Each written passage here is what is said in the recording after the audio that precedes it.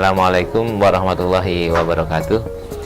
Ya, sedikit bercerita tentang Waru Farmland ya. Jadi sebuah kawasan wisata terpadu di Desa Tegalwaru Ciampea. Nah, jadi awal mula terbentuknya ini adalah bahwa beberapa tahun terakhir ini, khususnya di 5 tahun terakhir ini, desa kita ini, Desa Tegalwaru di Kecamatan Ciampea, Kabupaten Bogor ini sering mendapatkan kunjungan baik dari dalam maupun luar negeri.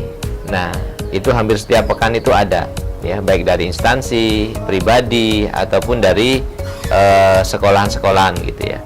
Nah, dari sini pemerintah Kabupaten Bogor khususnya merasa punya kepentingan untuk menjadikan Desa Tegalwaru ini menjadi desa wisata UKM. Nah, karena punya kepentingan itu dan mau ditetapkan Desa Tegalwaru ini menjadi desa wisata UKM, itu harus ada beberapa catatan. Nah, makanya sebelum melakukan atau menentukan kebijakan tersebut, pihak Kabupaten Bogor melakukan sebuah studi kelayakan. Nah, di sini studi kelayakannya adalah dari tim UI, di mana hasil dari studi kelayakan itu adalah yang pertama, harus ada akses jalan bis masuk.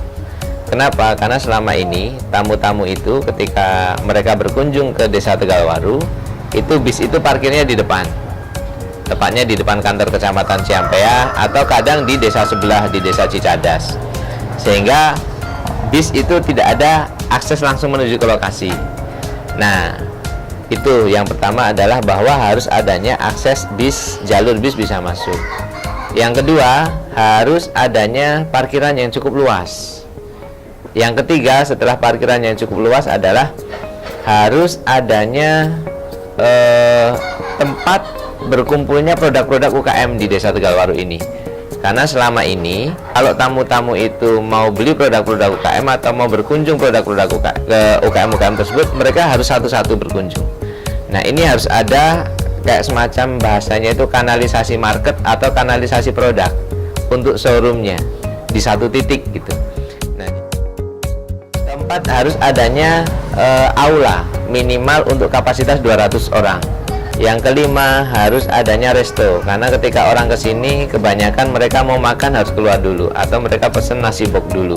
Adalah adanya wahana wisata dan utamanya wisata alam. Nah, wisata alam itu satu, berupa kolam berenang dari mata air.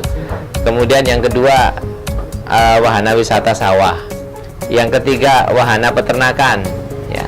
Yang keempat, adanya wahana wisata sungai ya. Jadi nanti kayak ada semacam tubing atau rafting gitu ya. Kemudian ada camping ground. Kemudian ada outbound area. Dan yang berikutnya adalah adanya, kita tambahin adanya wisata yang sunnah yang lainnya seperti memanah, berkuda. Nah, itu kita siapkan.